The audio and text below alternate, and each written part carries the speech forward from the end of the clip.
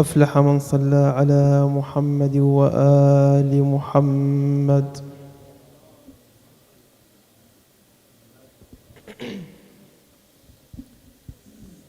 أعوذ بالله من الشيطان الرجيم.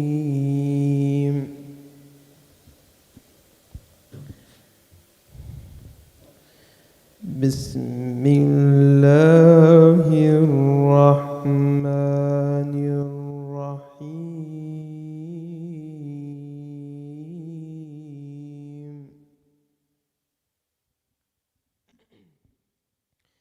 إن الذين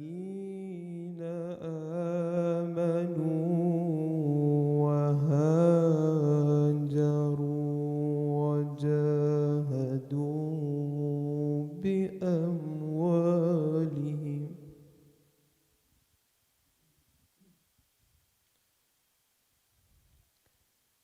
وجاهدوا بأموالهم وأنفسهم في سبيل الله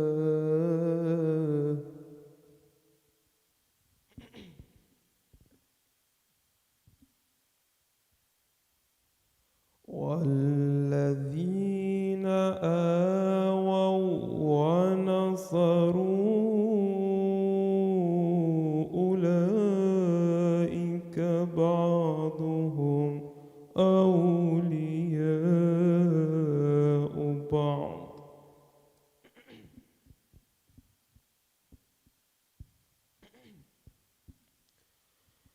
إن الذين آمنوا وهاجروا وجاهدوا بأموالهم وأنفسهم في سبيل الله والذين آووا ونصروا أولئك بعضهم أولياء بعض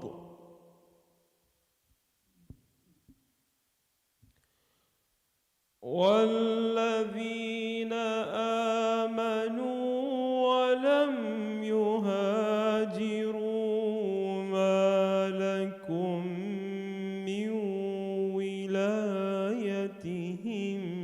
من شيء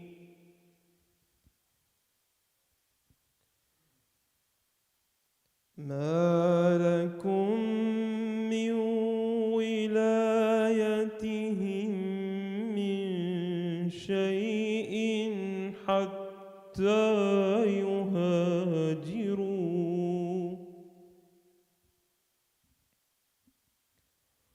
وإن استنصروكم في الدين فعليكم النصر إلا على قوم بينكم وبينهم ميثاق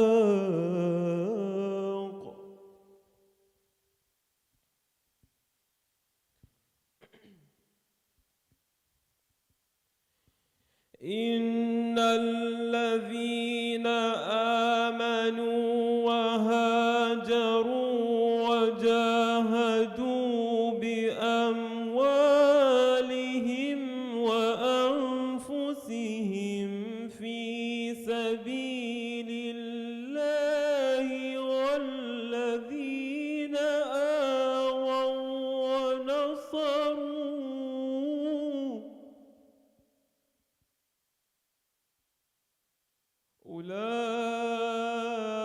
أولئك بعضهم أولياء بعض والذين آمنوا ولم يهاجروا ما لكم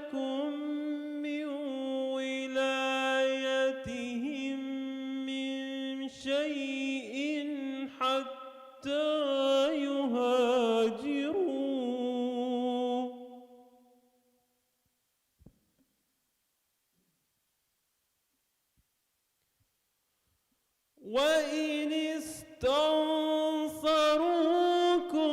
في الدين فعليكم النصر إلا على قوم بينكم وبينهم ميثاق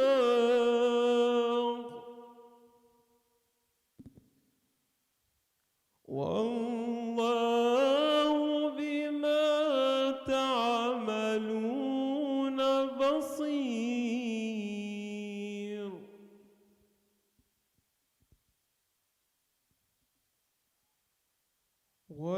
والذين كفروا بعضهم أولياء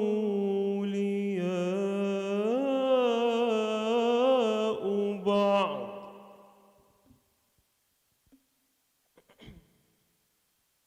إلا تفعلوه تكن فتنة في الأرض وفساد كبير.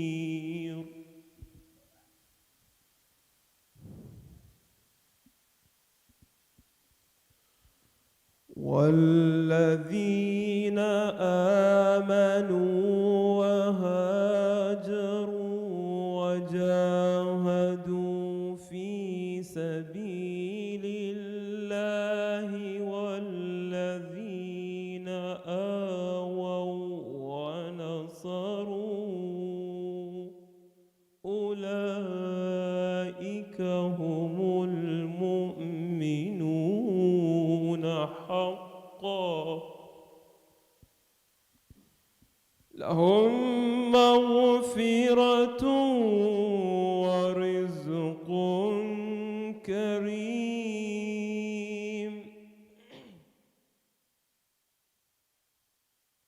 لهم مغفرة ورزق كريم.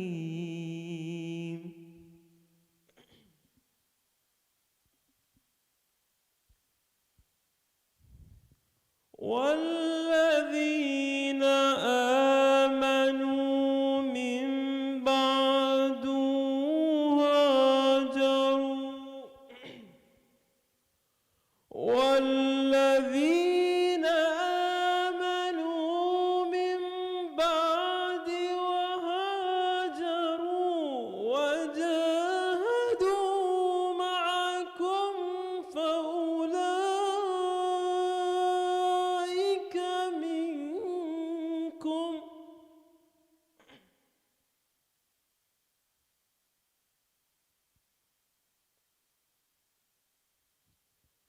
وأولو الأرحام بعضهم أولى ببعض في كتاب الله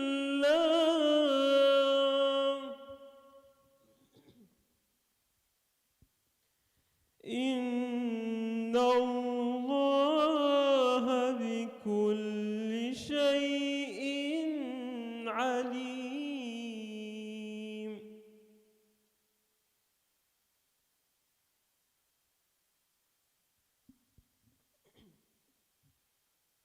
بسم الله الرحمن الرحيم.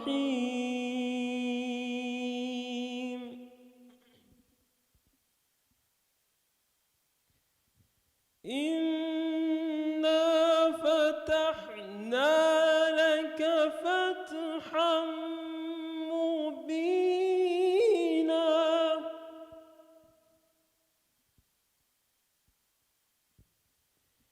إنا فتحنا لك فتحا مبينا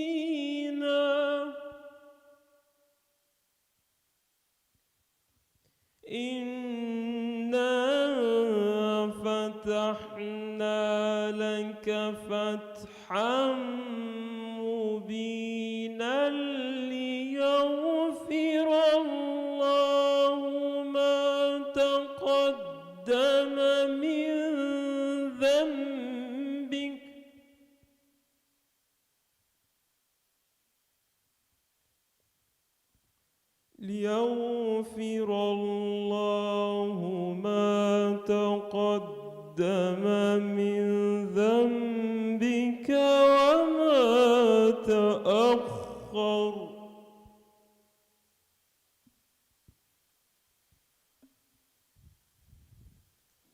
ويتم نعمته عليك ويهديك صراطا مستقيما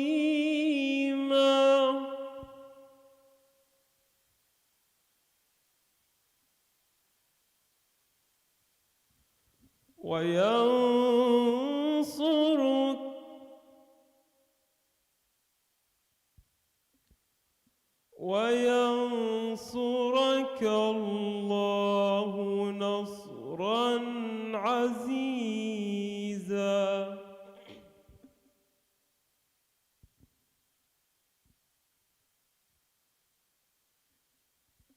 بسم الله الرحمن الرحيم.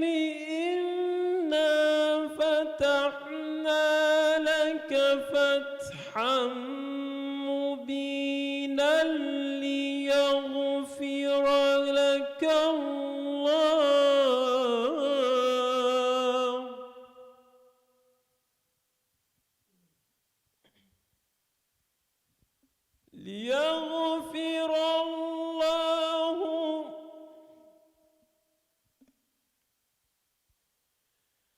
ليغفر لك الله ما تقدم من ذنبك وما تأخر ويتم نعمته عليك ويهديك صراطا مستقيما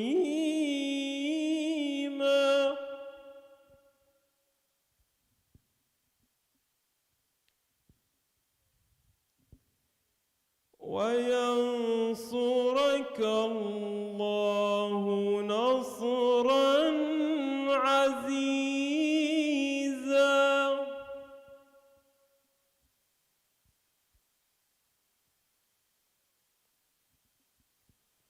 هو الذي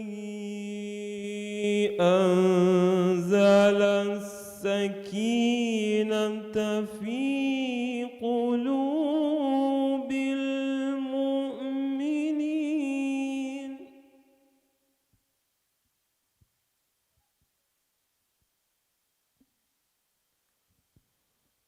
هو الذي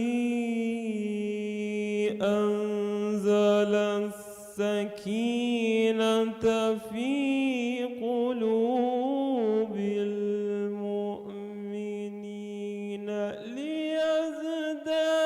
ليزدادوا إيمانا مع إيمانهم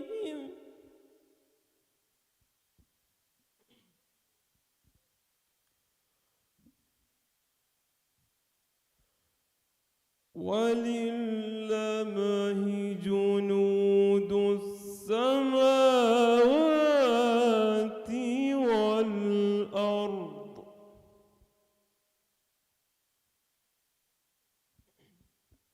وكان الله عليما حكيما.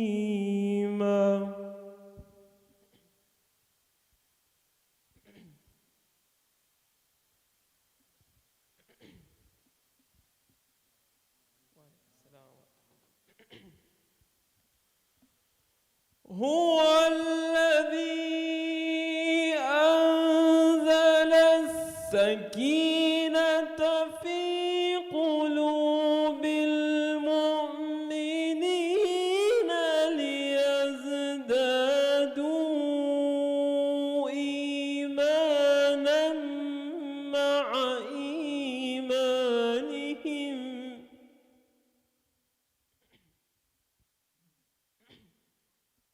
ولله جنود السماوات والأرض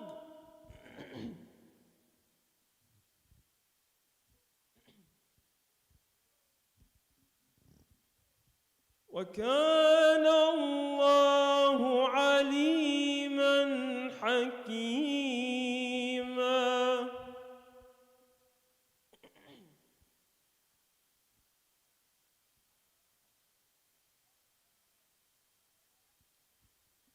ليدخل المؤمنين والمؤمنات جنات تجري من تحتها الأنهار خالدين فيها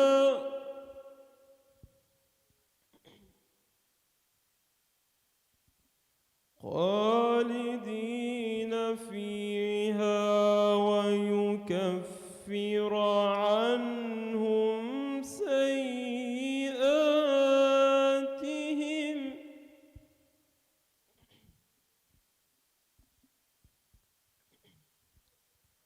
وكان ذلك عند الله فوزا عظيما.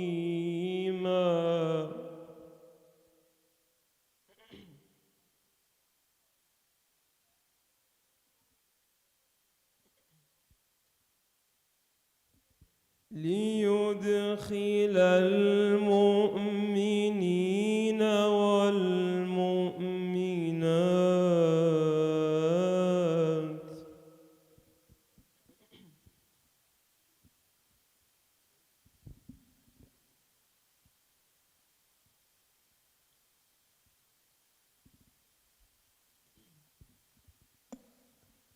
ليدخل المؤمنين والمؤمنات جنات تجري من تحتها الأنهار خالدين فيها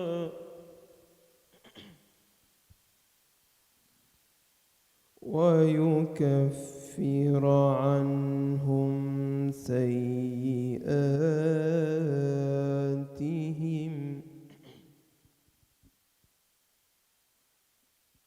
وكان ذلك عند الله فوزا عظيما.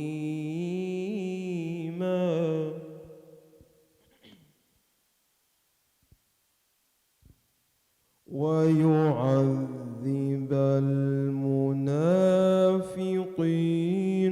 والمنافقات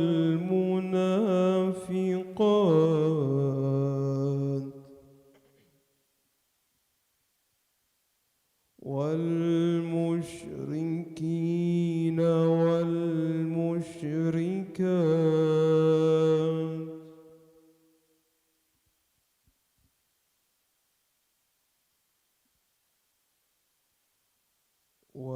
ويعذب المنافقين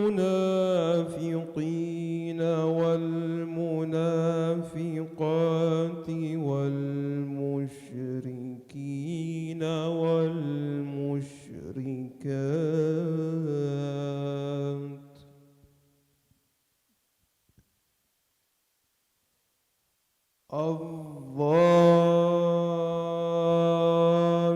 الظانين بالله ظن السوء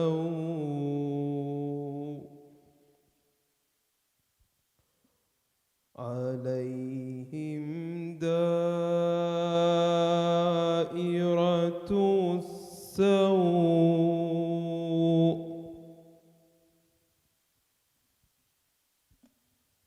وغضب الله عليهم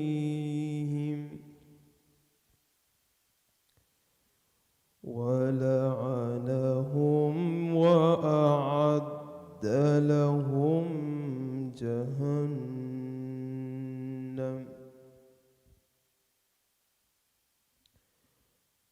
وساءت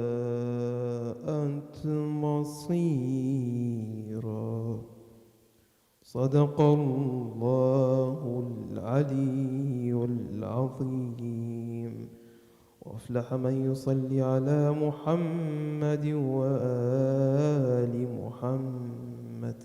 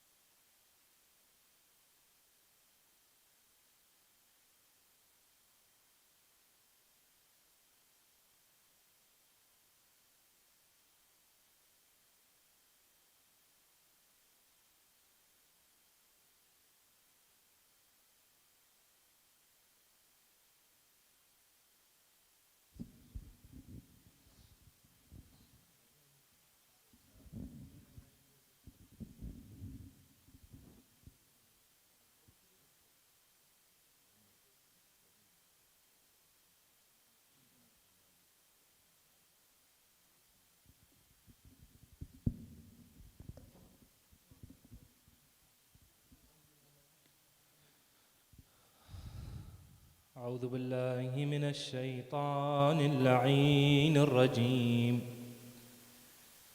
اللهم صل على محمد وآل محمد. بسم الله الرحمن الرحيم. السلام عليك يا أبا عبد الله، السلام عليك يا ابن رسول الله، السلام عليك يا ابن أمير المؤمنين وابن سيد الوصيين، السلام عليك يا ابن فاطمة سيدة نساء العالمين، السلام عليك يا ثار الله وابن ثاره والوتر الموتور، السلام عليك وعلى الأرواح التي حلت بفنائك، عليكم مني جميعا سلام الله أبدا ما بقيت وبقي الليل والنهار. يا أبا عبد الله، لقد عظمت الرزية وجلت وعظمت المصيبة بك علينا وعلى جميع أهل الإسلام، وجلت وعظمت مصيبتك في السماوات على جميع أهل السماوات، فلعن الله أمة أسست أساس الظلم والجور عليكم أهل البيت، ولعن الله أمة دفعتكم عن مقامكم وأزالتكم عن مراتبكم التي رتبكم الله فيها، ولعن الله أمة قتلتكم، ولعن الله الممهدين لهم بالتمكين من قتالكم. برئت إلى الله وإليكم منهم ومن أشياعهم وأتباعهم وأوليائهم. يا أبا عبد الله، إني سلم لمن سالمكم وحرب لمن حاربكم إلى يوم القيامة. ولعن الله آل زياد وآل مروان، ولعن الله بني أمية قاطبة، ولعن الله ابن مرجانة، ولعن الله عمر بن سعد، ولعن الله شمرا، ولعن الله أمة أسرجت وألجمت وتنقبت لقتالك بأبي أنت وأمي. لقد عظم مصابي بك، فأسأل الله الذي أكرم مقامك وأكرمني بك أن يرزقني طلب ثارك مع إمام منصور من أهل بيت محمد صلى الله عليه وآله. اللهم اجعلني عندك وجيها بالحسين عليه السلام في الدنيا والآخرة. يا أبا عبد الله، إني أتقرب إلى الله وإلى رسوله وإلى أمير المؤمنين وإلى فاطمة وإلى الحسن وإليك بموالاتك وبالبراءة ممن قاتلك ونصب لك الحرب، وبالبراءة ممن أسس أساس الظلم والجور عليكم، وأبرأ إلى الله وإلى رسوله ممن أسس أساس ذلك وبنى عليه بنيانه وجرى في ظلمه وجوره عليكم وعلى أشياعكم. برئت إلى الله وإليكم منهم، وأتقرب إلى الله ثم إليكم بموالاتكم وموالاة وليكم والبراءة من أعدائكم والناصبين لكم الحرب، وبالبراءة من أشياعهم وأتباعهم. إني سلم لمن سالمكم وحرب لمن حاربكم وولي لمن والاكم وعدو لمن عاداكم، فأسأل الله الذي أكرمني بمعرفتكم ومعرفة أوليائكم ورزقني البراءة من أعدائكم أن يجعلني معكم في الدنيا والآخرة، وأن يثبت لي عندكم قدم صدق في الدنيا والآخرة، وأسأله أن يبلغني المقام المحمود لكم عند الله، وأن يرزقني طلب ثاركم مع إمام هدى ظاهر ناطق بالحق منكم، وأسأل الله بحقكم وبالشأن الذي لكم عنده أن يعطيني بمصابي بكم أفضل ما يعطي مصابا بمصيبته، مصيبة ما أعظمها وأعظم رزيتها في الإسلام وفي جميع السماوات والأرض. اللهم اجعلني في مقامي هذا ممن تناله منك صلوات ورحمة ومغفرة. اللهم اجعل محياي محيا محمد وآل محمد، ومماتي ممات محمد وآل محمد. اللهم إن هذا يوم تبركت به بنو أمية وابن آكلة الأكباد اللعين ابن اللعين، على لسانك ولسان نبيك صلى الله عليه وآله في كل موطن وموقف وقف فيه نبيك صلى الله عليه وآله. اللهم لعن أبا سفيان ومعاوية ويزيد بن معاوية، عليهم منك اللعنة أبد الآبدين. وهذا يوم فرحت به آل زياد وآل مروان بقتلهم الحسين صلوات الله عليه. اللهم فضاعف عليهم اللعن منك والعذاب الأليم. اللهم إني أتقرب إليك في هذا اليوم وفي موقفي هذا وأيام حياتي بالبراءة منهم واللعنة عليهم وبالموالاة لنبيك وآل نبيك عليه وعليهم السلام.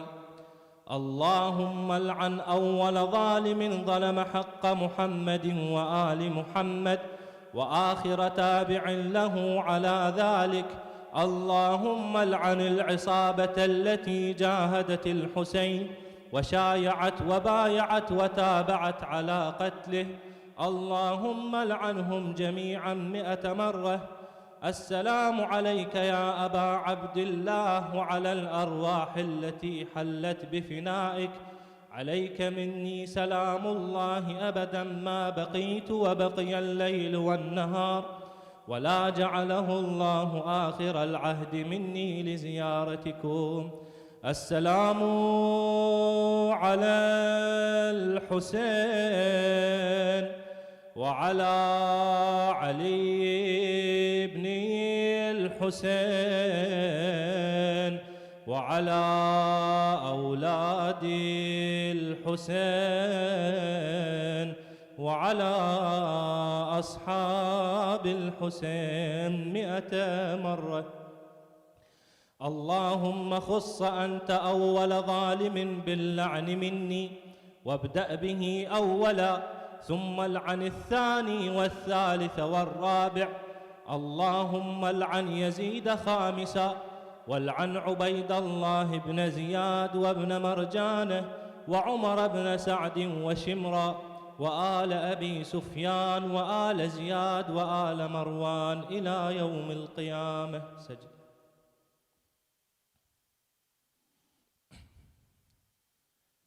اللهم لك الحمد حمد الشاكرين لك على مصابهم، الحمد لله على عظيم رزيتي.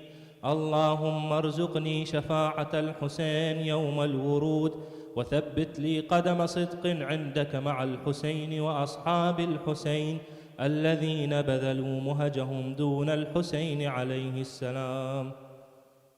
صلوا على محمد وآل محمد.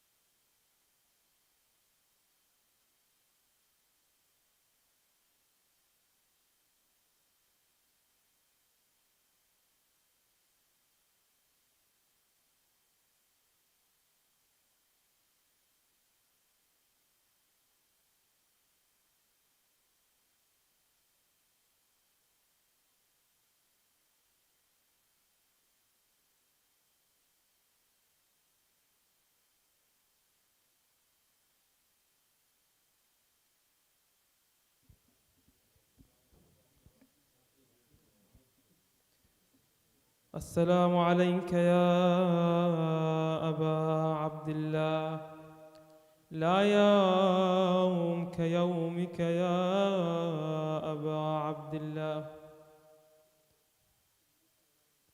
ماذا يهيجك إن صبرت لوقعة الطف الفظيعة؟ أترى تجيء فجيعة، أترى تجيء فجيعة بأمض من تلك الفجيعة؟ أترى تجيء فجيعة بأمض من تلك الفجيعة، حيث الحسين على الثرى خيل العدا طحنت ضلوعا. الله يا حامي الشريعة، أتقر وهي كذا مروعة؟ بك تستغيث، بك تستغيث،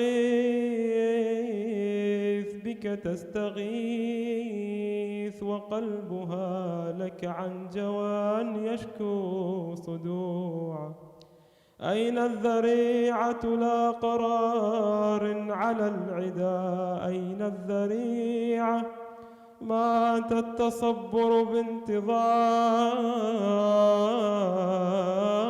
أيها المحيي الشريعة. فانهض فما أبقى التحمل غير أحشاء جزوع. قد مزقت ثوب الأسى وشكت لوصلها القطيعة.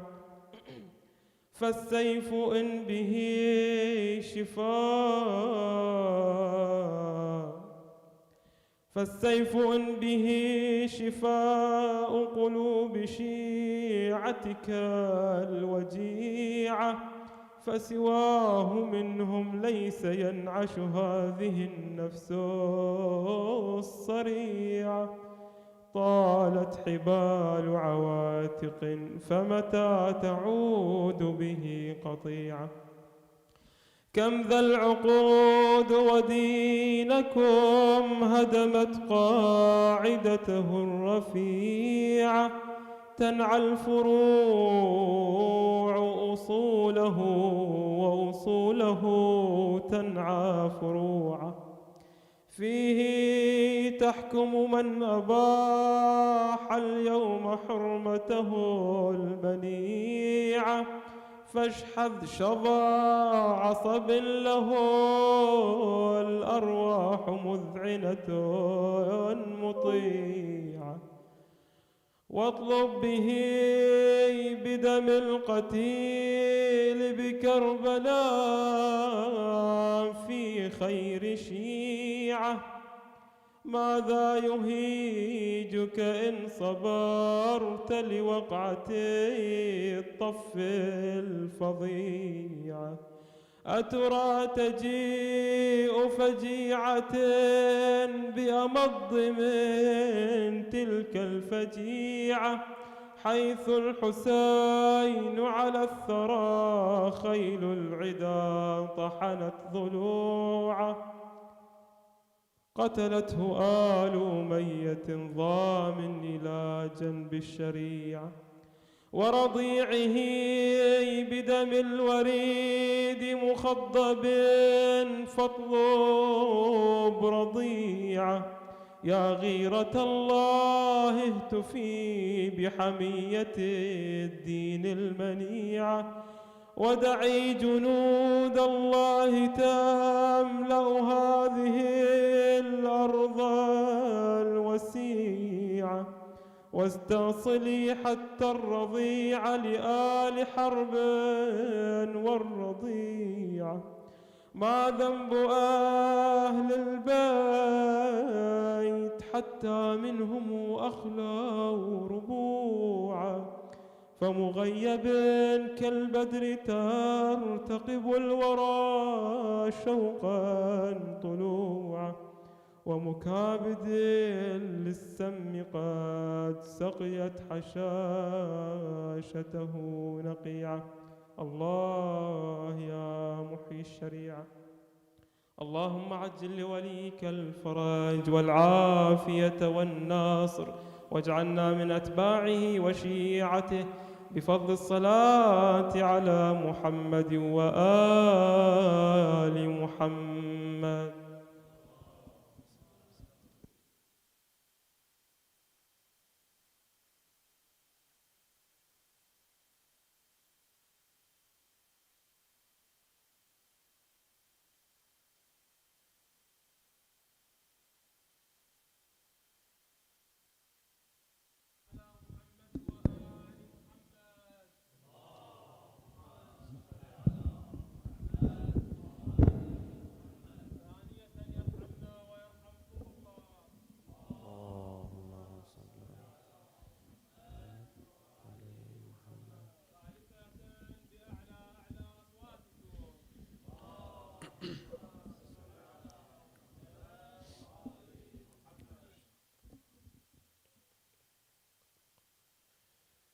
أعوذ بالله من الشيطان الرجيم. بسم الله الرحمن الرحيم.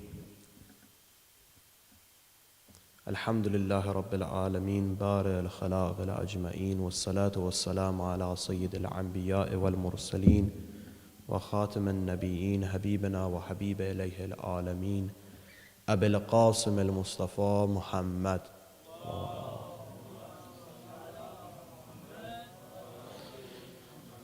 وعلى طيبين الطاهرين معصومين، ولا سيما بقية الله في الأرضين، واللعن الدائم على أعدائهم أجمعين إلى يوم الدين. Assalamu alaikum to the brothers and sisters.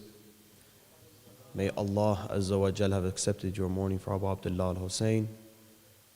May inshallah these majalis be a part of the reason that the coming of the Imam Zaman alayhi salam will come every day sooner. Just before we begin, brothers and sisters, I wanted to put more of a ta'keed, more of an importance on the point of coming to the majalis of Abu Abdullah al-Hussein, and how much of a blessing it is truly to come in these majalis, especially because of the location that we are as well.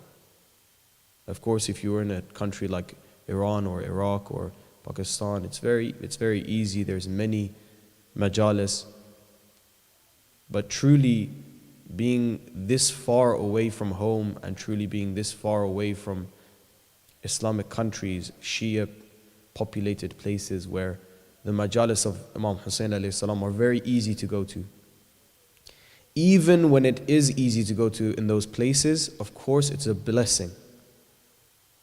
But just paying attention to the location that we are at the moment, and how Abu Abdullah al-Hussein himself, Bibi Zainab alayhi salam herself, has invited every single one of us to this majlis.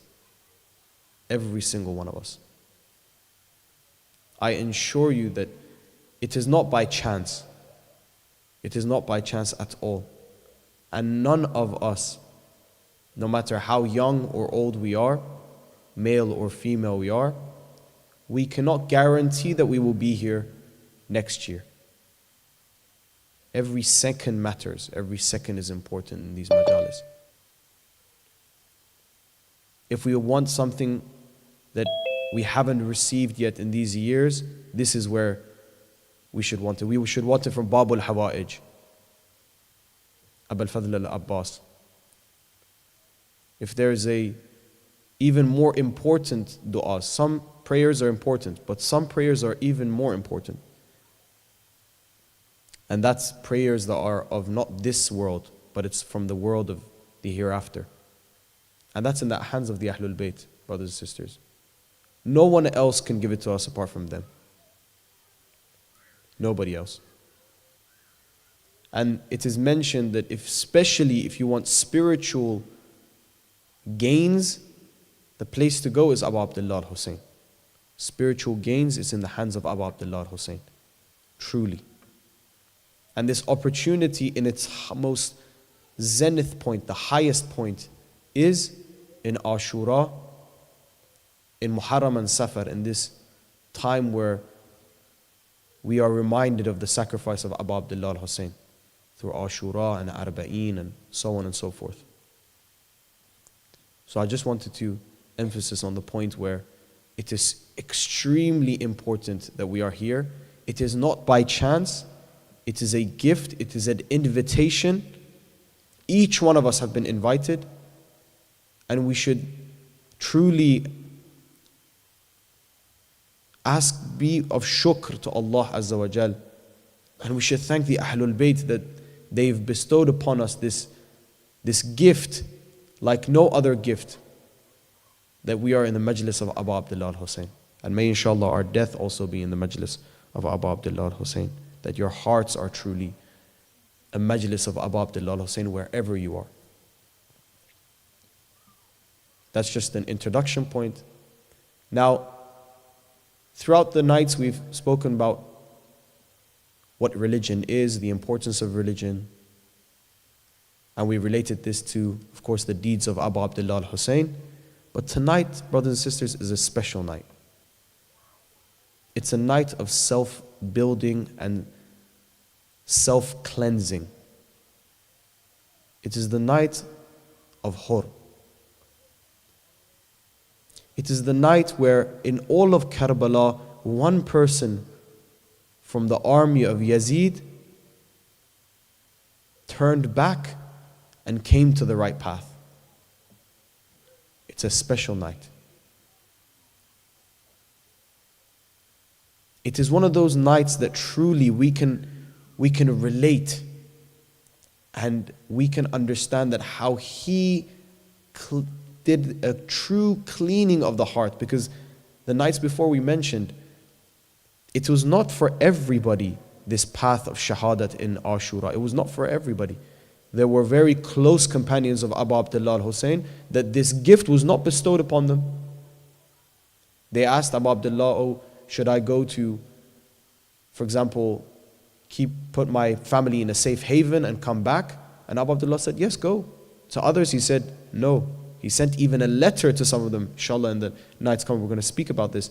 He sent letters for them to come and become shaheed, so that they can reach this immortal felicity that not every person in that time and in that area and that location was bestowed upon them. So it wasn't for everyone. Now for someone in the opposite army, in the path of the how much wrong that you can go, the worst of the times, in that time the worst of the people were the people that were with Yazid, La'natullah alayh. But yet he was saved. Yet he came to the right path. Now why? Why is it that Hur was saved? There's a few reasons. One of the reasons is because of his akhlaq, his adab.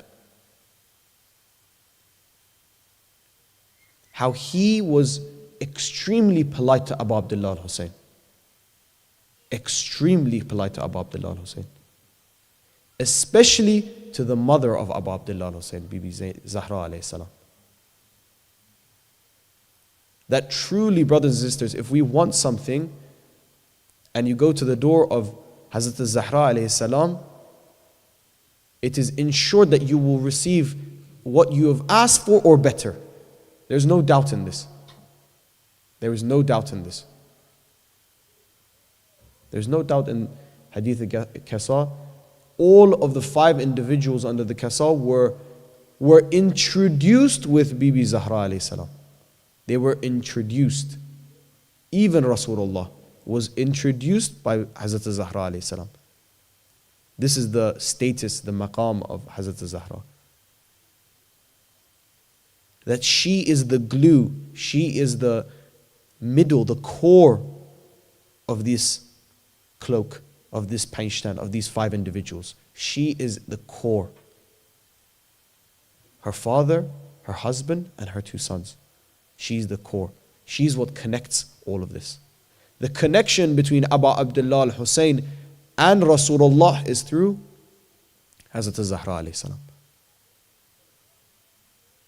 Now Hur, when Abu Abdullah al-Hussein, alaykum salam, when Abu Abdullah al-Hussein mentioned his mother, Hur said, I cannot speak about your mother, because she is of the lady of heaven. She is of the heaven. And he paid respect. This is what started the spark in his heart. This spark is extremely important, brothers and sisters. This spark that I want to speak about today is extremely important. And there's many stories that we can mention. Inshallah, I'm going to mention a few of them. Even in the Islamic spirituality, it is mentioned about this spark. Now, maybe all of you have experienced this spark that I'm about to mention to you. In something they call a yaqzeh. Now what is this? In a certain time, you can feel a heightened version of spirituality within yourself.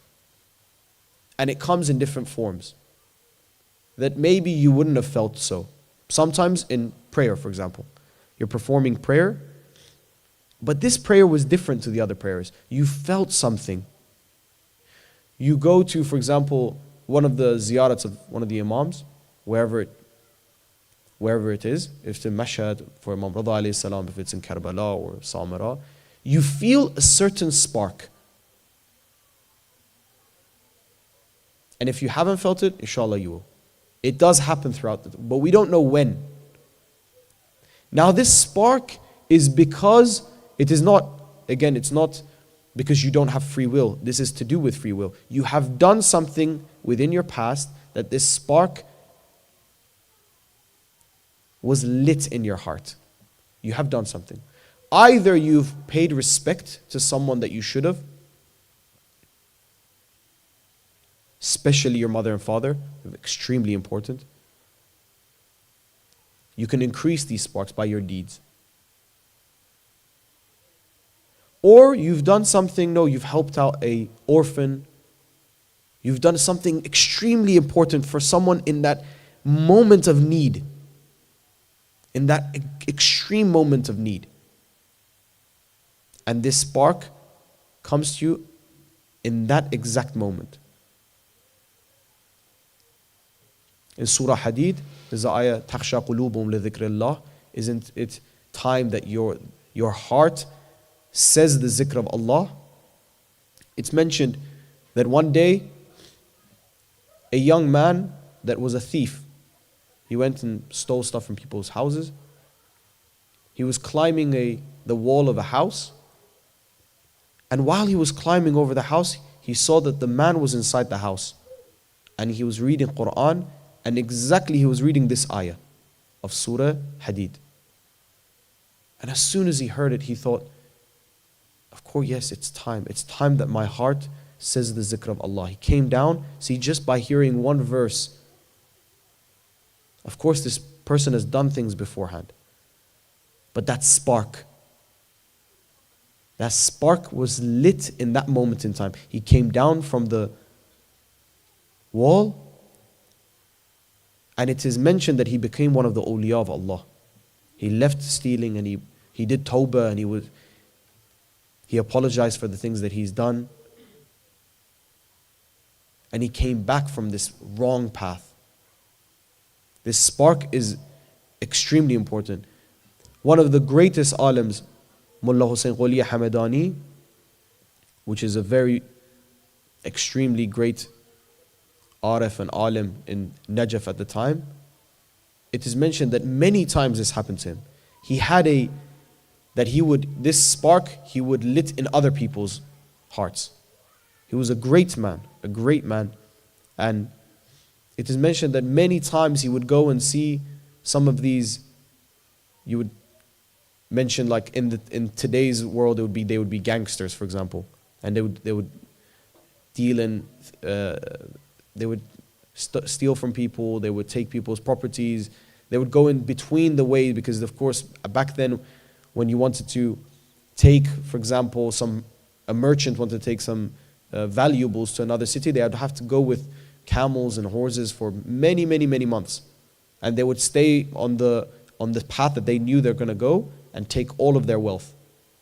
There was no police, there was no... So this was some of the job of some of the people. Now people like this, he would come and just mention one word. Are you not scared of your akhirat? Are you not scared of your hereafter? And this would light up a spark in them. Now what is our duty if these sparks happen? What is our duty when we, for example, go to the shrine of Abu Abdullah al-Hussein, the shrine of Imam Rida alayhi salam, and suddenly a spark is lit, we cannot even control our tears flowing? Sometimes it's because of a broken heart. We're in a very troublesome moment in our lives, a lot of pressure in our life, and this spark is lit. In this moment, brothers and sisters, in this moment, do not let go of that spark. Your job in this point is to hold on to that feeling. Now, emotions, it's up and down. You have up and down emotion. It's like a roller coaster. Until you reach that maqam, as in it is instilled in you, where it cannot be taken away from you anymore, it's a roller coaster ride. At some times you will feel as if you just want to pray and you just want to read Quran and you just want to go to ziyarat and so on and so forth. At other times you feel the most low, like you feel like you don't want to do anything. All you want to do is sit down and, I don't know, watch TV, be on your phone, speak to your friend, go outside. Your job in that moment of spark is to hold on, to control yourself, even in the height. To control yourself, not to overdo it. Do not overdo it. Do not overexert yourself.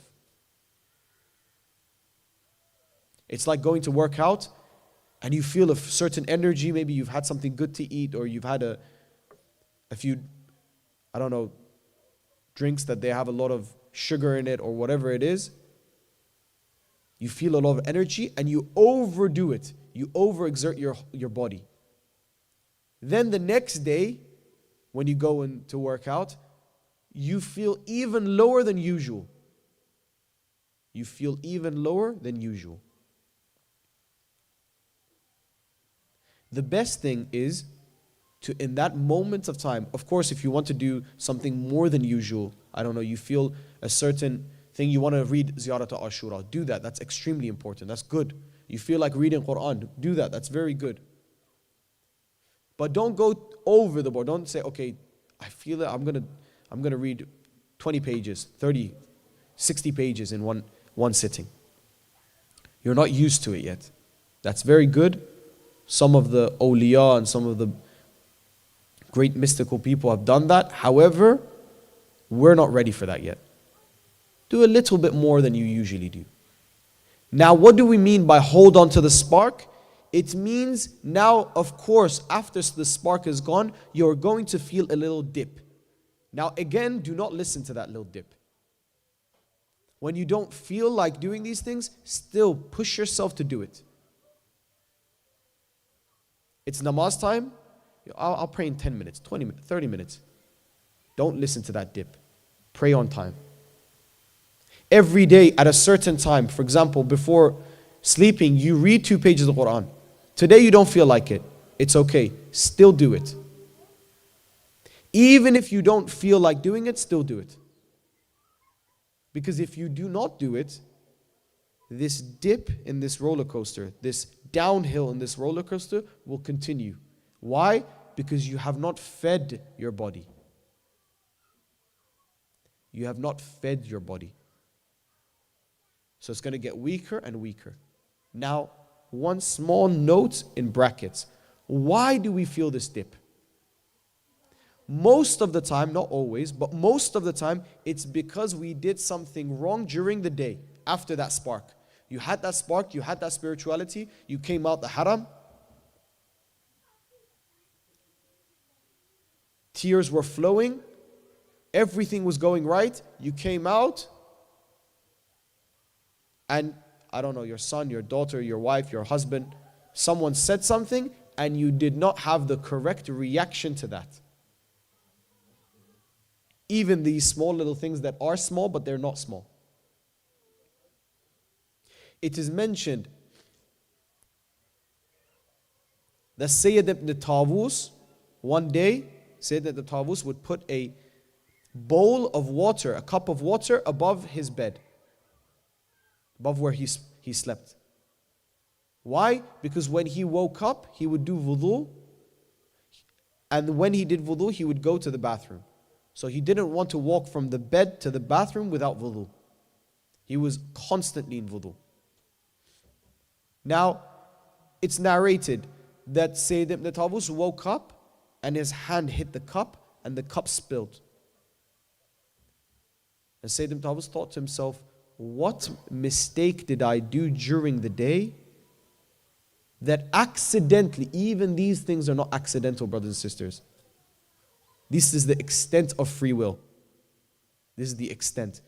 That his hand hitting the cup after waking up was because of a mistake he made before. Because mistakes bring mistakes.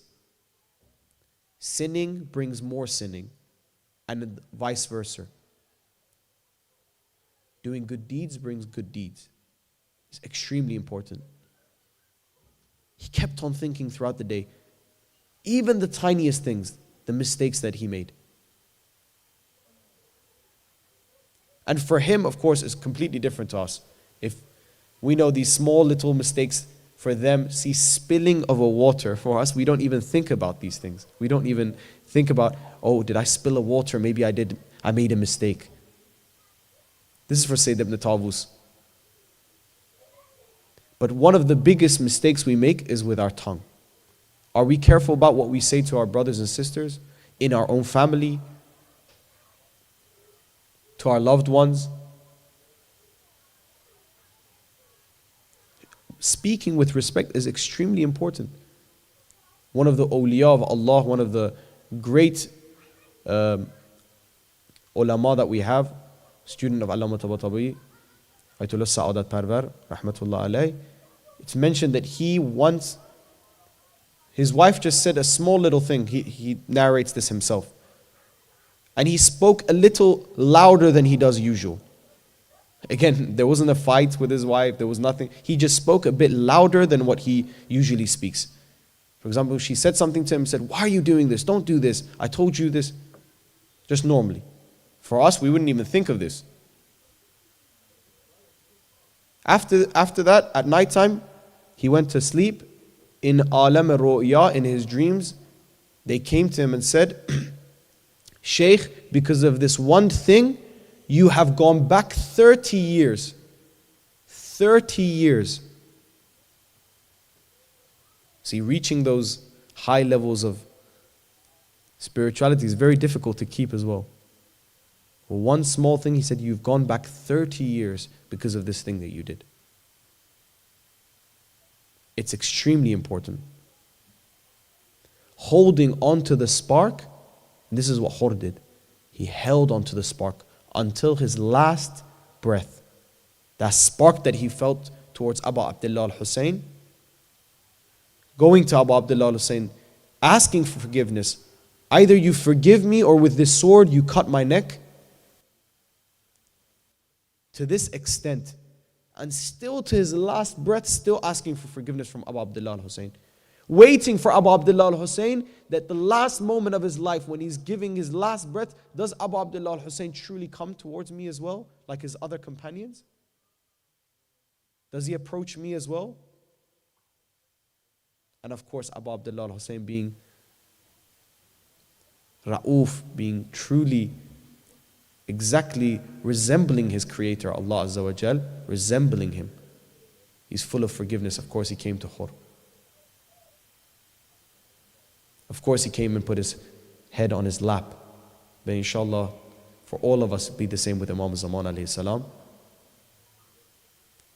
He held on to the spark, brothers and sisters. This is extremely important. And we will feel this. I'm sure many of you felt it during, and you feel that, oh, I was a lot more spiritual and I was a lot more high. I felt I was much higher back then than I do feel now. You can yourself bring about this spark with good deeds. with tawbah. It doesn't mean we wait around looking and waiting, oh, I'm just going to wait until the spark comes. No, of course not. A true tawbah, which we want to speak about today, I'm going to start right now. A true tawbah is a tawbah that, one, I am truly upset that I have done such a thing. Now, you can't lie to yourself. It's something within you, you can feel it. You can't lie to Allah Azza wa Jal. You truly feel upset that I have done such a thing and you wish that you wouldn't. You decide never to do it again. You figure out, how should I stop from doing this again? If it's a reoccurring thing, how do I stop? What have the Ahlul Bayt said about this impurity in a person's soul, and how can I take it away? We mentioned a few nights ago, for example, jealousy, and how in the hadith it has been mentioned how to take away jealousy for praying exactly in the thing that you feel jealous of. This is true. See, many things in our lives, brothers and sisters, we go and look and try to resolve it. You have a problem in your car, you spend time after time going to the mechanic and so on and so forth. You have a certain illness, you spend a lot of money, a lot of time to fix it. Why do we not spend time to fix the illnesses of our soul? And that is the most important thing that we have. That is what's going to stay with us forever. This body that we spend a lot of time for and effort for, it's limited. 50, 60, 70, 80, 90, 100 years, done. It's finished. Even a car, how many years are you going to spend driving a car? You're going to change it. The soul, the nafs that you have is you exactly.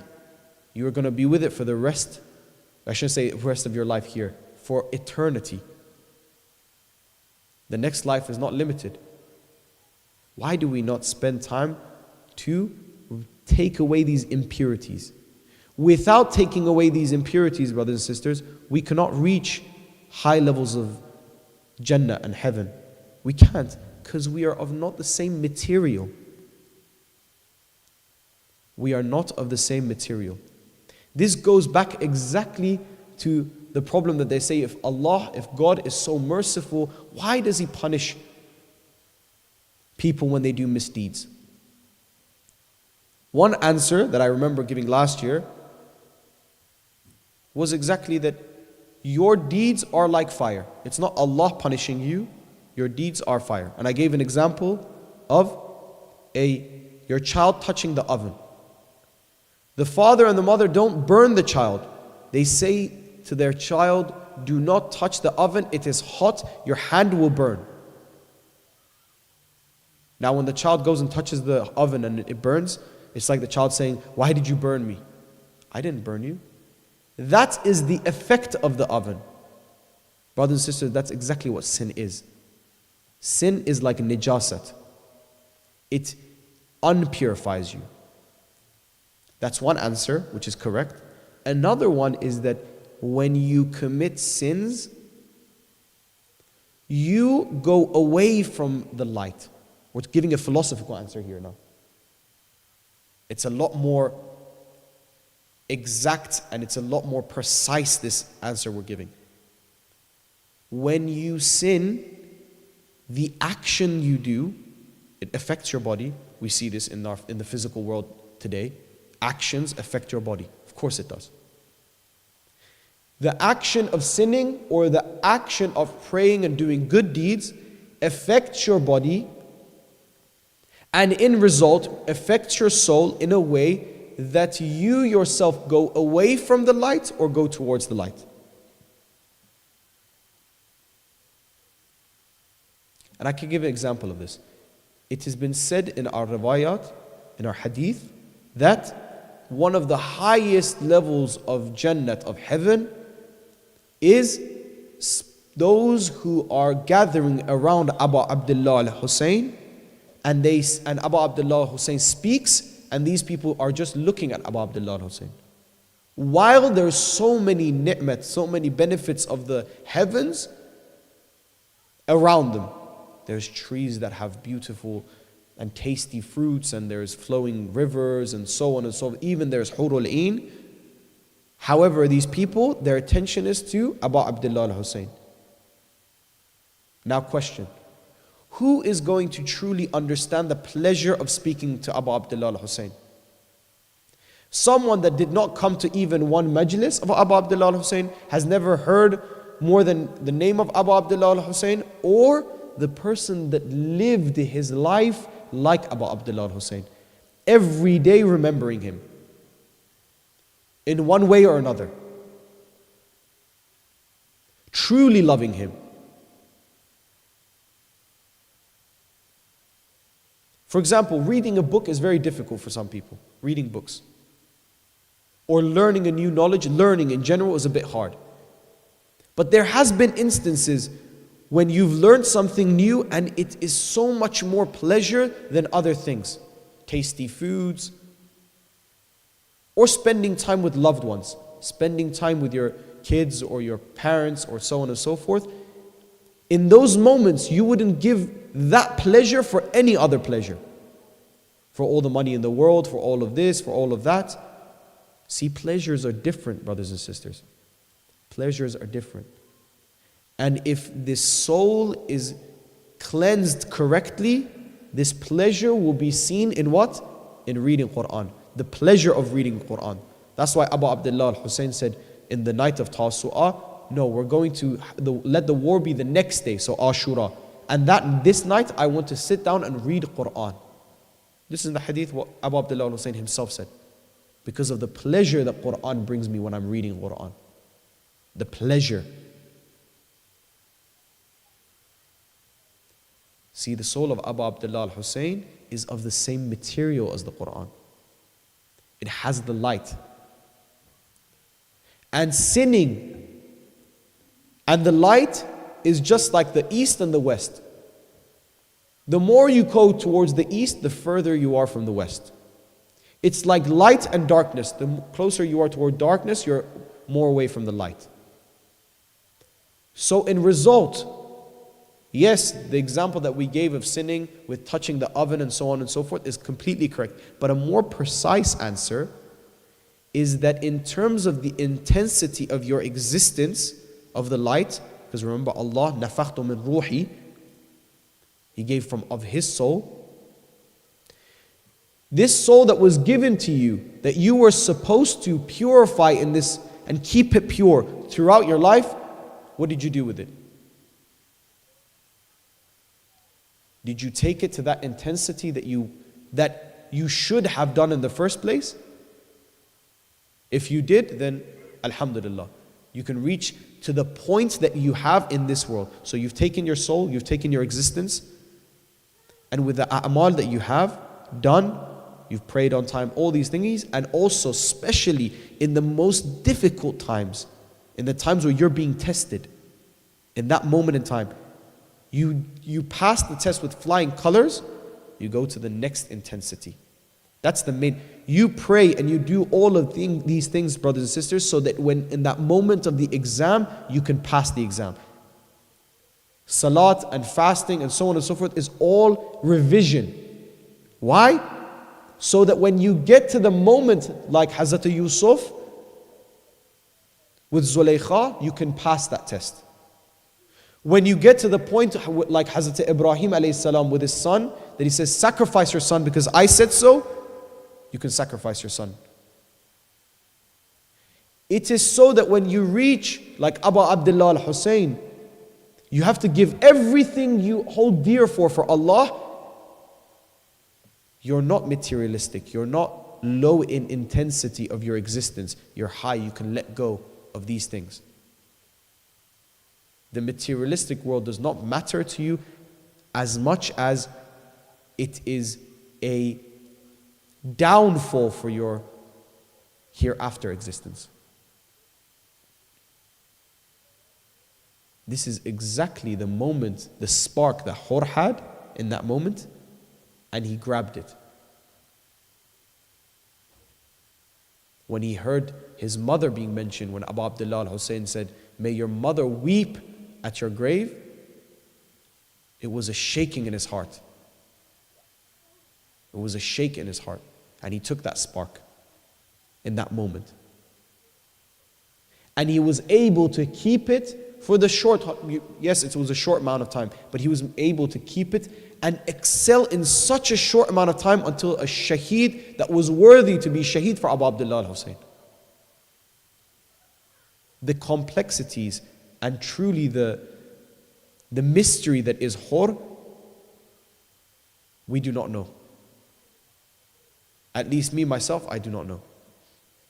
How was he able in such a short time to go from a person that stood against Abu Abdullah al-Hussein until be shaheed for Abu Abdullah al-Hussein? Truly it is a miracle of Allah Azza wa Jal.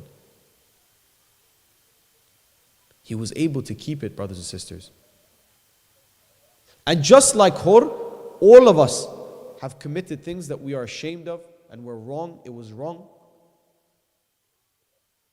But unlike Hur, we do not know when it's going to end. This makes it even more difficult. We don't know when it's going to end. If it's going to be tomorrow, is the end of our life, a month from now, a year from now, 10 years from now, we don't know. To the last breath, we have to keep it. Look at Shimr. Look at Shimr, brothers and sisters.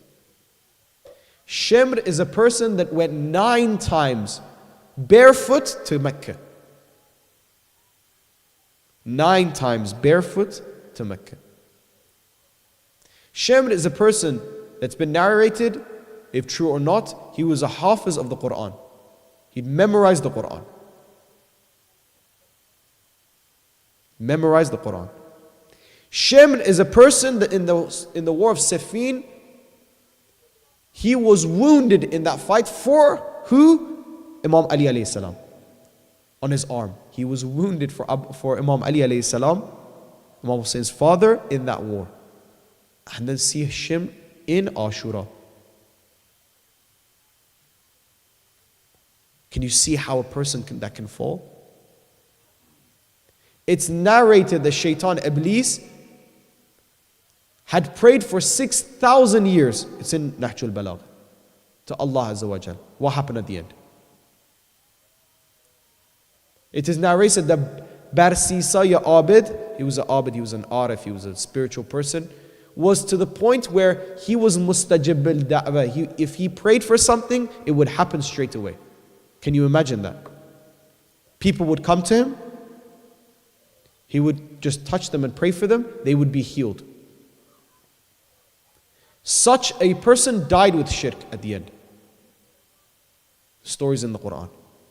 Died with shirk at the end. And a person like Hur stands up against Abu Abdullah al-Hussein. At the end, becomes a man of the heaven, becomes a man of shaheed. If you want to take one thing away, brothers and sisters, from today's lecture, if you want to take one thing away from this majlis, do not be sure of yourself to the day you die. Unless you reach Maqam al-Mukhlisin. If you reach there, then iltimas dua, pray for us as well. Illa ibadak al-Mukhlasin. It's the promise from Shaitan himself that I will take everyone astray, illa, unless, apart from those who reach Maqam al-Mukhlasin. If you reach that maqam, and you will know that you've reached that maqam. One of the highest maqams that you can reach, highest status that you can reach. If you reach there, then okay, it's a done deal. You're a man of heaven. But until then, I cannot mention to you how many people, brothers and sisters, people that were very knowledgeable even in Islam, that I even know now, that they've turned away, some of them have turned away from Islam. They say things that are blatant shirk. And these people, there were people that studied in Islam, there were people that, very pious people that for example, in Iran, in the war between Saddam and Iran, They stood up against him, they fought. They even have wounded marks on them because they fought for their country and for their people and against Saddam and so on and so forth. There were people that they did not miss even one Salat al-Layl, one Salat al-Layl. Now they're drinking alcohol. Now they don't even pray. Can you imagine? From Salat al-Layl, not only your normal namazes, not only your normal prayers, but your night prayer, all the way to the point where now, number one, you don't pray, you don't believe in anything, and you're drinking alcohol. And not a long span. This is not a very long time. It's not as if they were kids at that time. No, they were 20, 30 years old. One individual at his later age, he was towards the end of his life. He passed away just a few years ago. Towards the end of his life, what did he say? He said, I don't believe that there's Imam Zaman alayhi salam. Where is he? Can you imagine that? Just before you pass away, these are the last words that you say. It's truly important, brothers and sisters. Every day we need to pray in the qunut of our namaz. If we believe today, every day our belief becomes stronger. Because there's a riwayat from Imam Sadiq alayhi salam that says, if your iman and your iman as in your belief does not increase every day, it is definitely decreasing every day. Because nothing stays the same. This is one of the favorite hadith that I truly have, is this hadith. Why? Because it alerts you. Think of it. If after every namaz, after every salat, prayer, you do not change and you do not feel that you have grown a little bit, you are definitely decreasing in the level of spirituality, decreasing as a mu'min, as a believer. You're either increasing or decreasing. And a quick test for this. Compare yourself a year ago. How were you a year ago? Did you have more knowledge? Did you abide by the laws of Islam more last year or more this year? This is constant muhasabah. This is constant looking back at your life and seeing, am I actually acting correctly or not? Now this should be every day if you can. But even if you can't every day, remember what you were doing last year. How were my prayers throughout this year? From last Muharram to this Muharram, how's my prayers been? How many qadha prayers do I have now? Do I have any? How have I treated my family? How have I treated people, others? How many fights have I had? How many enemies have I made? How many friends have I made? These are all things to alert us. Because I promise you, if you're not, it's the riwayat from Imam Sadiq alayhi salam. It's not me saying this. I promise you, if you're not excelling, you're decelling, you're decreasing. It's not the same. Nothing is the same in this world, brothers and sisters. We're in constant change. Constantly. Our bodies, even our souls, even the world around us, everything is in constant change. Very dangerous. You might not feel it today, but you can see this in a span of time. Slightly, you become a little weaker in reading the Quran. Then you become a little weaker in reading, for example, even small things. You always used to do azan before you used to pray. You're like, it's mustahab, let me leave it. You always used to do, other mustahab things. Slowly these mustahab things go away, and it reaches to the point where instead of saying, for example, the zikr in the second, third and fourth rakat, you only say it once. Oh, let me just say it once, it's fine. You don't have to say it 3 times. Can you see? It's slowly to the point where for you it's not even that important anymore. The last thing you are thinking about is your religion and you yourself. The more important things are your income, your car, the bigger house, the better life. Sometimes shaitan fools us by our kids. How? But it says, no, but I'm not thinking about myself. I'm thinking of my kids. I'm thinking about their lives, their houses, their car, their so on and so forth. Okay, that's very good. Why are you not thinking of their hereafter? Why is it that when your kid gets a bad grade, you get much more angry and much more upset than when they haven't performed their morning prayer? Their morning prayer goes, na'uzubillah, even you're asleep, both of you, all the house asleep together. Maybe you're awake, and in the day you forget to even mention to him or her that, what happened to your morning prayer? But they come with a C for a grade and they say, what is this? Why have you got such a low grade? You're more upset. Why? Because that has a materialistic effect to it. Tomorrow they're not going to get that job, they're not going to get that university position, they're not going to get that so on and so forth. But this namaz, oh, it's okay, he's going to do the qada.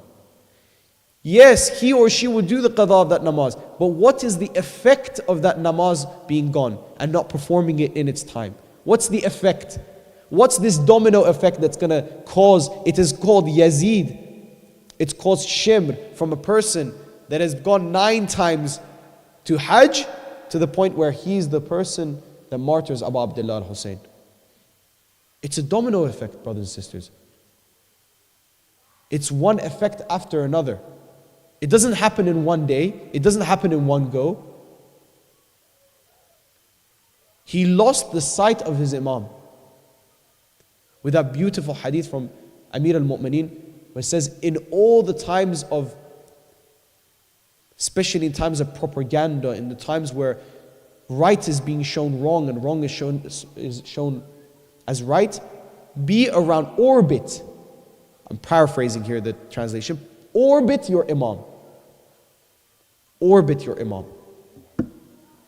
Have you seen how a butterfly orbits or a moth orbits the candlelight or a lamp, for example? Orbit your Imam. Why? Because if you're away from your Imam, what happens is that you slowly start to get decreased in your existence of light.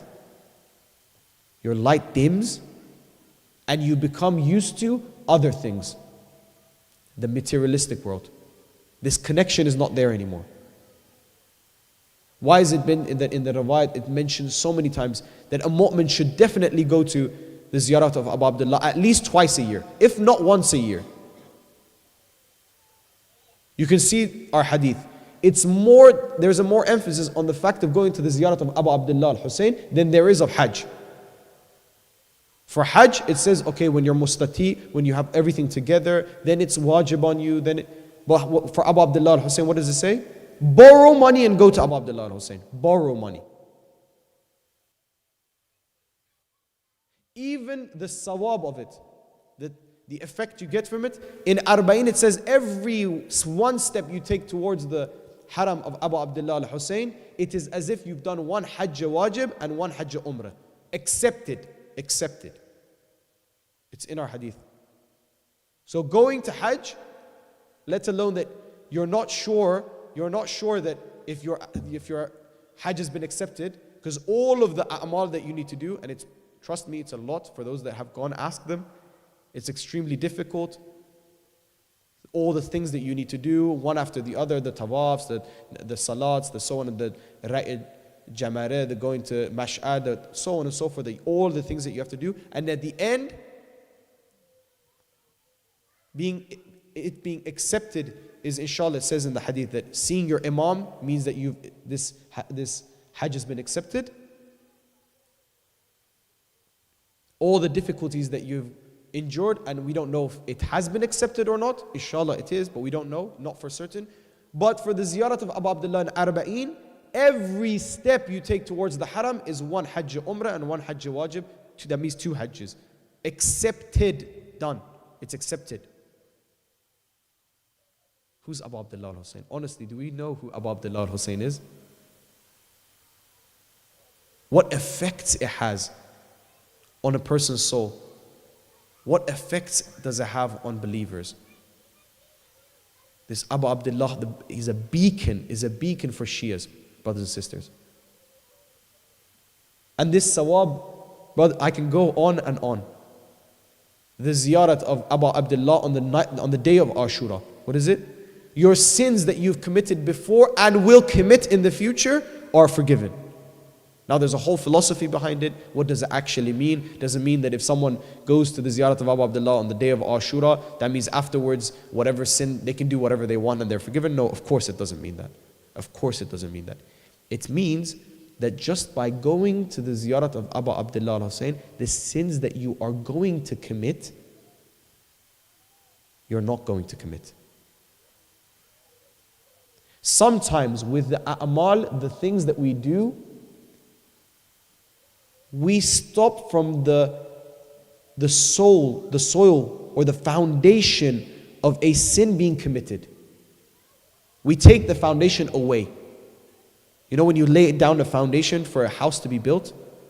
Sometimes the way that we live, and this is why it's extremely important to have an Islamic lifestyle. Why do we talk about lifestyle so much? Why did we say that Islam is like a program? Why do we emphasize on it so much? Is because this foundation, when you lay this foundation out, it is extremely easy to lay the blocks and the building and the walls and the roof. Going to the ziyarat of Abu Abdullah al-Hussein stops from the foundation being built in the first place. Now, how you act after that ziyarat on the day of Ashura can ensure that yes, you might never sin again. It doesn't mean your free will goes away. That if you truly understand who you've gone to and what you've witnessed over there, inshallah afterwards, you won't sin again. You'll be maqam al-mukhlisin. You'll reach the in Ziyad Ashur maqam mahmud lakum indallah. Inshallah. This was just an appetizer for all of you that haven't been to the ziyarat of Abu Abdullah al-Hussein. Inshallah, all of you will go. Inshallah, this arba'een. And those that have gone, they want to go again. Every year, brothers and sisters, if you can, every year. It's important. It's like a contract being renewed every year. Going and giving bay'at to Abu Abdullah al-Hussein. And see the effect in your lives. Honestly, see the effect in your lives. By going to the ziyarat of Abu Abdullah al-Hussein every year, see the effect that it has on your life. It's ridiculous. I can't even put it into words, the effect that it has on you. And inshallah, that's what we're going to talk about, inshallah, tomorrow. The effects that Ashura and Imam Hussein has not only on us, but how it has on the world, on believers, on everything. Inshallah, we're going to speak about that tomorrow. Just a few points on Hur, and inshallah, go on the Musibat. Brothers and sisters, if we want to learn Tawbah, learn it from Hur. We said one of the most important things about Tawbah is to never commit that sin again. Hur is one of those individuals that we as sinners, brothers and sisters, can relate to truly. At least me, myself, I can relate to Hur a lot. How year by year, I say to Abu Abdullah al-Hussein, Ya Abu Abdullah, please accept me.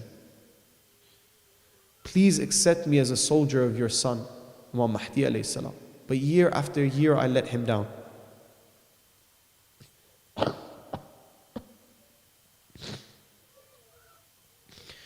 As-salamu alayka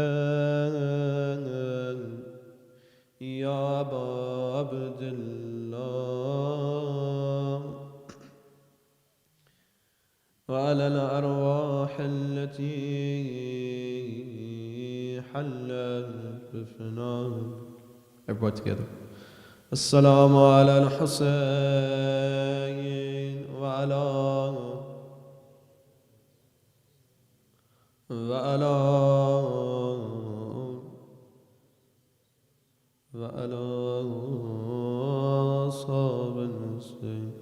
in the sands of Karbala, a soul did weep.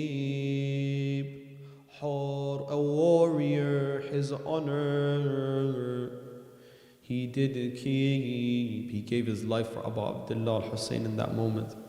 He kept his honor. Once in the shadow of Yazid, now surrounded with light, he found his way. Oh, Hor, his heart was torn in the rift so wide between duty and truth, where he would hide in the depths of the night, his conscious stride. The cries of the innocent in his heart he heard. He was excited to give his life for Abu Abdullah al-Hussein. He was waiting for that moment. As soon as it was time to give your life for Abu Abdullah al-Hussein, he's the first person. Oh, Ya Abu Abdullah, let me be the person to go and die for you. Beneath the scorching sun, a faithful day, he turned to Hussein. His fears kept at bay.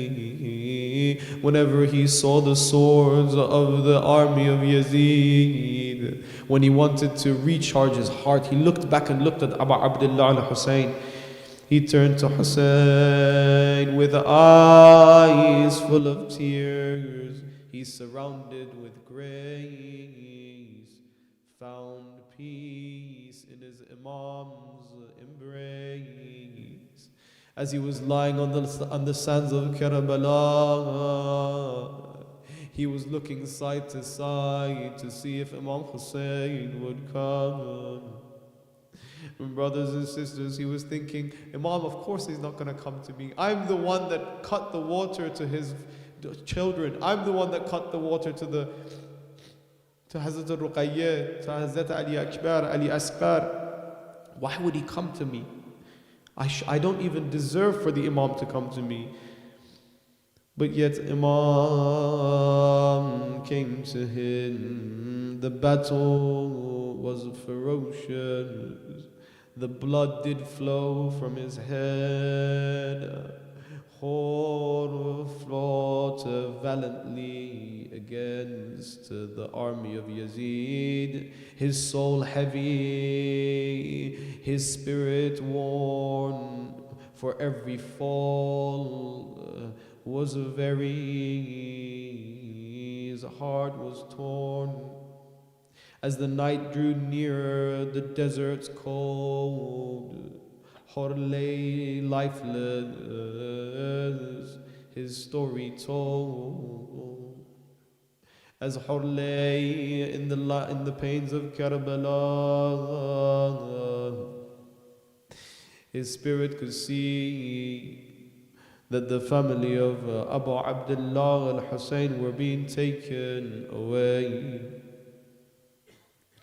At those last moments, Hor thought to himself, Oh Allah, I wish you could give me a life again, that I could give my life for Abu Abdullah al-Hussein one more time. If 1,000 lives were given to me, I would give each of them for Abu Abdullah al-Hussein. In every tear shed, his memory lives, a statement to the graceful Hor. For in the shadows of death he found light. In Karbala's sorrow he soared a glorious height. Ya Hor, the last words on the lips of Hor, we should also say them. Ya Abu Abdullah, all together. Ya Abu Abdullah al-Hussein,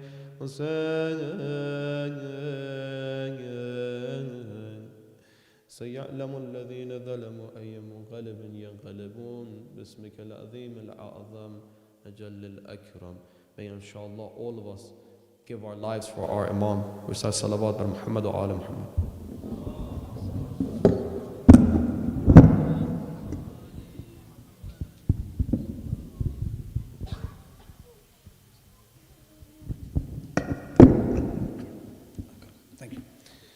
ماتم حسین. یا حسین یا حسین یا حسین یا حسین یا حسین یا حسین یا حسین یا حسین یا حسین یا حسین یا حسین. حسین تیرے لہو کی خوشبو، حسین تیرے لہو کی خوشبو فلک کے دامن سے آ رہی، فلک کے دامن سے آ رہی. حسین تیرے لہو کی خوشبو، حسین تیرے لہو فلک کے دامن سے آ رہی ہے. وہ خون ناحق چھپے گا کیوں کر، وہ خون ناحق چھپے گا کیوں کر، جسے یہ دنیا چھپا رہی. حسین تیرے لہو کی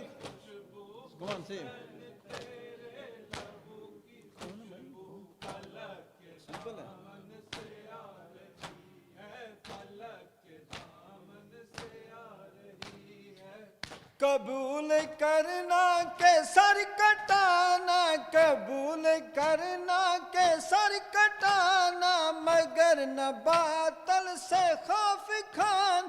سمجھ سکے تو سنے زمانہ، سمجھ سکے تو سنے زمانہ، صدا یہ پیاسوں سے آ رہی. حسین تیرے لہو کی خوشبو،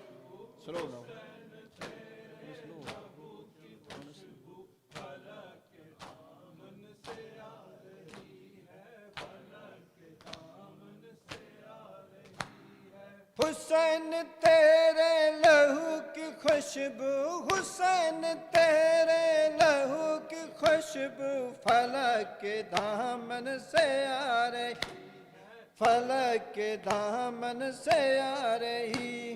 کہیں حسین تیرے آپ نے کہنا بھی سیکنڈ ٹائم.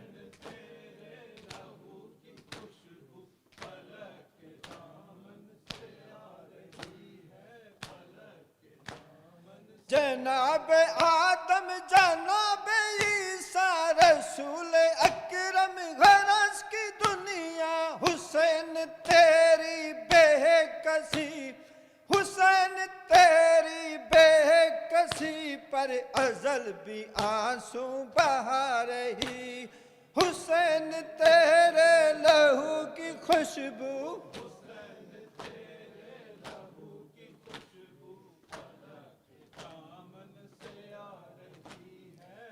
فلک کے دامن سے آ رہی ہے. حسین تیرے لہو کی خوشبو، حسین تیرے لہو کی خوشبو فلک کے دامن سے آ رہی، فلک کے دامن سے آ رہی. حسین لاشا جمع کر لے کر چلے ہیں مقتل سے ہے سوئے خیمہ. حسین لاشا جمع کر لے کر چلے ہیں سوئے خیمہ، مگر ضعیف قدم قدم پر اٹھا رہی ہے، قدم قدم پر بیٹھا رہی. حسین تیرے لہو کی خوشبو، حسین تیرے لہو کی خوشبو فلک کے دامن سے آ رہی، فلک کے دامن سے آ رہی. حسین تیرے لہو کی خوشبو، حسین تیرے لہو کی خوشبو فلک کے دامن سے آ رہی ہے، فلک کے دامن سے آ رہی ہے. اور آ رہا ہے اکبر سینے اسے لگا ہو، اور آ رہا ہے اکبر سینے اسے لگا ہو، اور آ رہا ہے اکبر سینے اسے لگا ہو، اور آ है अकबर सीने उसे लगा हो मैं माँ को हमारे खेमे में लेके आयो और आ रहा है अकबर सीने उसे लगा हो कहीं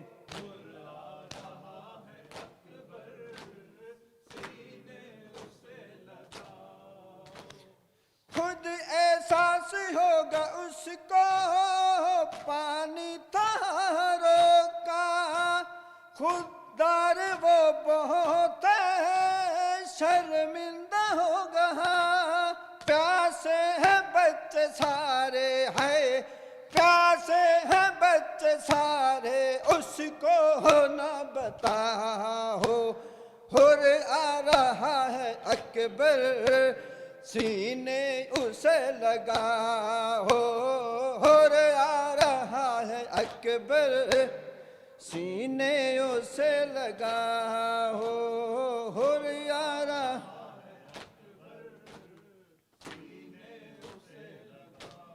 देखो वो चल रहा है मैदान में लड़खड़ा कर गिरने से पहले उसको संभाल जाकर ऐ मेरे शाहजादे जल्दी ही कदम बढ़ाओ आ रहा है अकबर सीने उसे लगा हो आ रहा है अकबर सीने उसे लगा हो आ रहा है अकबर सीने उसे लगा हो आ रहा है अकबर یا ابن زهرا منم حر گنهکار تو یا ابن زهرا منم حر گنهکار تو شده در کربلا دلم گرفتار تو یا ابن زهرا منم حر گنهکار تو یا ابن زهرا منم حر گنهکار تو شده در کربلا دلم گرفتار تو بر درت بندم از تو شرمندم مولا یا حسین مولا یا حسین مولا یا حسین یا ابن زهرا منم حر گنهکار تو یا ابن زهرا منم حر گنهکار تو شده در کربلا دلم گرفتار تو بر درت بندم از تو شرمندم مولا یا حسین حسین مولا حسین من به دشت بلا راه تو بستم حسین من به دشت بلا راه تو بستم حسین خجل از مادرت فاطمه هستم حسین دارم این زمزمه دارم این زمزمه پسر فاطمه مولا یا حسین مولا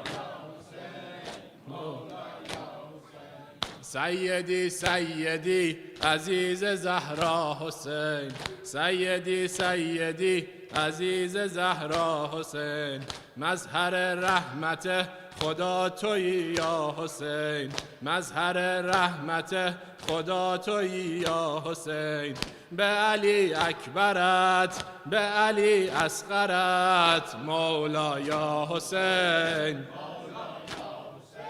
مولا من که پا تا سر از شرم تو آبم حسین من که پا تا سر از شرم تو آبم حسین داغ لبهای تو کرده کبابم حسین در حرم از آتش در حرم از آتش اصغرت کرده غش اصغرت کرده غش مولا یا حسین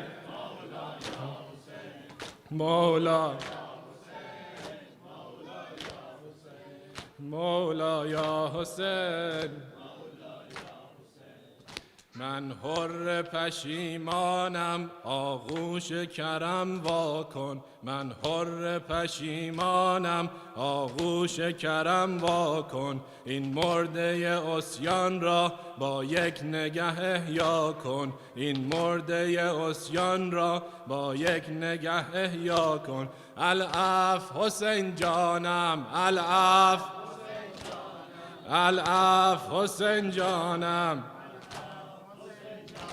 شرمندم از رویت من راه تو را بستم شرمنده هم از رویت من راه تو را بستم اطفال تو لرزاندم در حق تو بد کردم العفو حسین جانم العفو بر پای تو می افتم کن مرحمتی مولا بر پای تو می افتم کن مرحمتی مولا بگذر ز خطای من بگذر ز خطای من ای نور دل زهرا العفو حسین جانم العفو حسین جانم العفو حسین جانم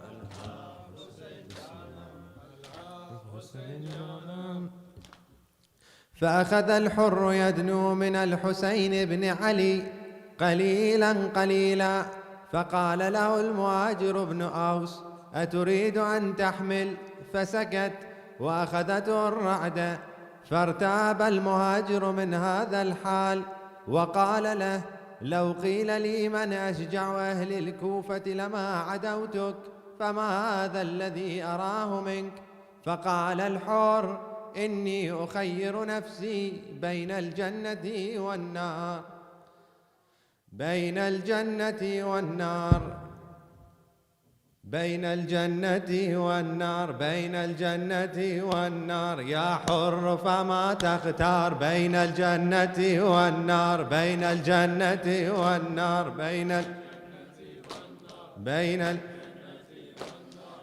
الجنة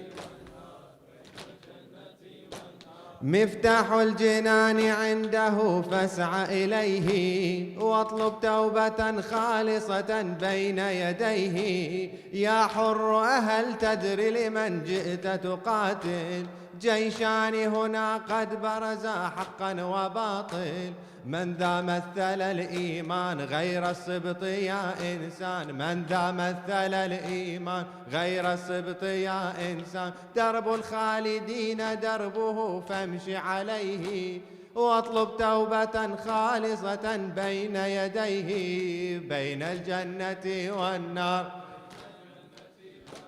بين الجنة بين الجنة والنار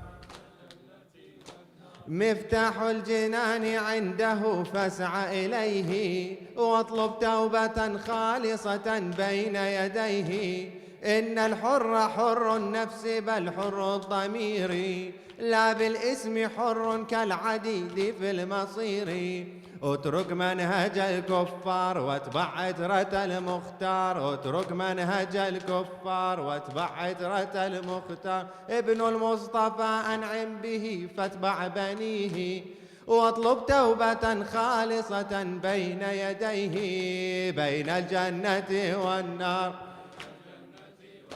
يا حر فما تختار بين الجنة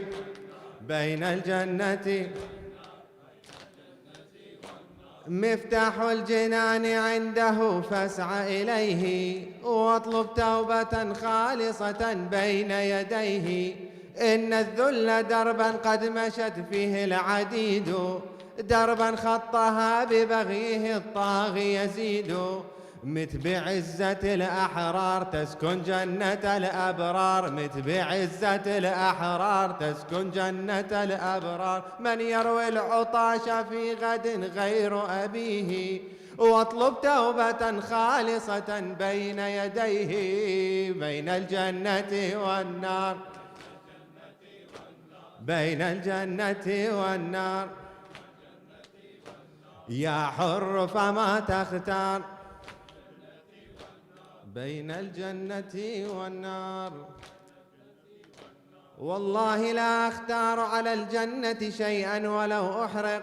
ثم ضرب جواده نحو الحسين بن علي منكسا برأسه حياء من آل الرسول بما أتى إليهم، وجعجع بهم في هذا المكان على غير ماء ولا كلأ، رافعا صوته: اللهم إليك أنيب فتب علي، فقد أرعبت قلوب أوليائك وأولاد نبيك. يا أبا عبد الله إني تائب فهل ترى لي من توبة؟ التوبة التوبة التوبة التوبة التوبة التوبة التوبة يا نور عين المصطفى. التوبة التوبة يا التوبة التوبة يا خامس أصحاب العبا. التوبة التوبة في حومة الميدان جاء الحر ندمانا، في عينه دمع اعتذار سال هتانا، وفى الحسين كما يوافي الماء ظمآنا، وقال يا سيدي التوبة التوبة يا نور عين المصطفى يا خامس أصحاب العبا. إني قطعت الدرب من قبل على ركبك، إني سقيت الماء يوم عطشت من كفك، واليوم سيفي بيدي يجار في وجهك. كلا وحاشا سيدي التوبة التوبة يا نور عين المصطفى يا خامس أصحاب العبا. التوبة التوبة التوبة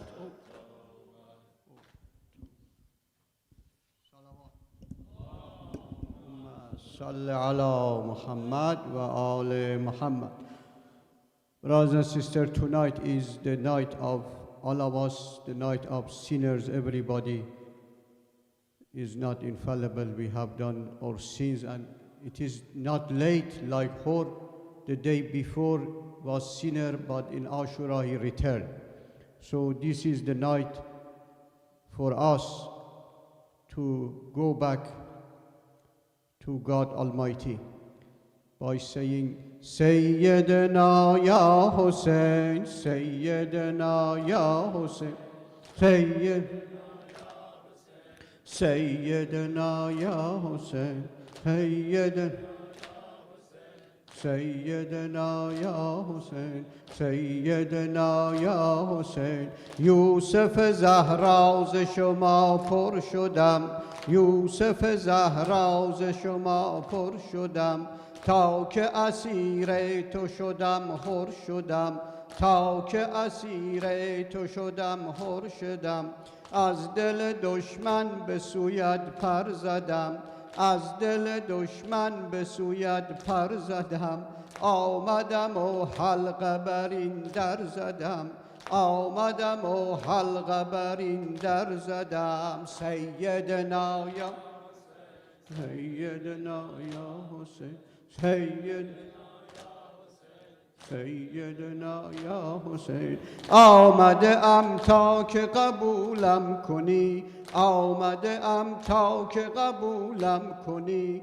خاک ره آل رسولم کنی، خاک ره آل رسولم کنی. حر پشیمان تو هم یا حسین، حر پشیمان تو هم یا حسین. دست به دامان تو هم یا حسین، دست به دامان تو هم یا حسین. سیدنا سیدنا یا حسین، سیدنا یا یک نگه افکن همه هستم بگیر یک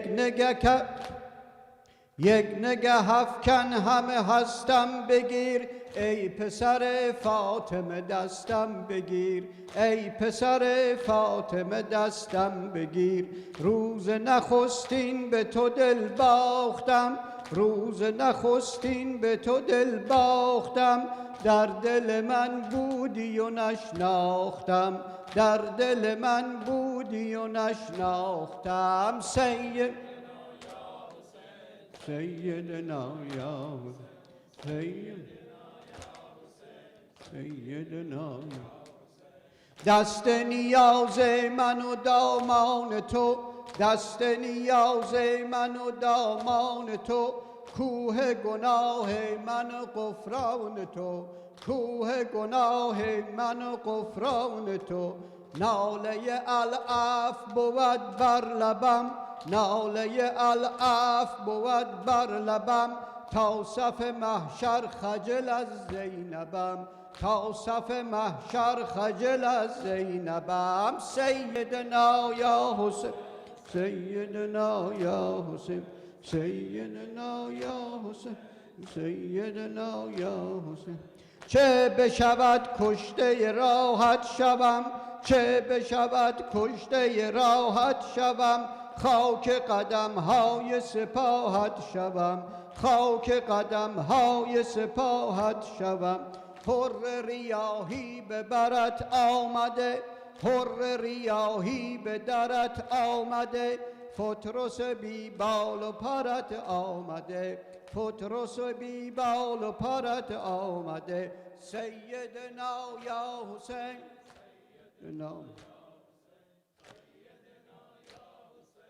سیدنا یا حسین با نگه خیش کمالم بده با نگه خیش کمالم بده وز کرم خود پر و بالم بده وز کرم خود پر و بالم بده بال من از تیغه شمشیر هاست بال من از تیغه شمشیر هاست سینه تنگم سپر تیر هاست سینه تنگم سپر تیر هاست سیدنا یا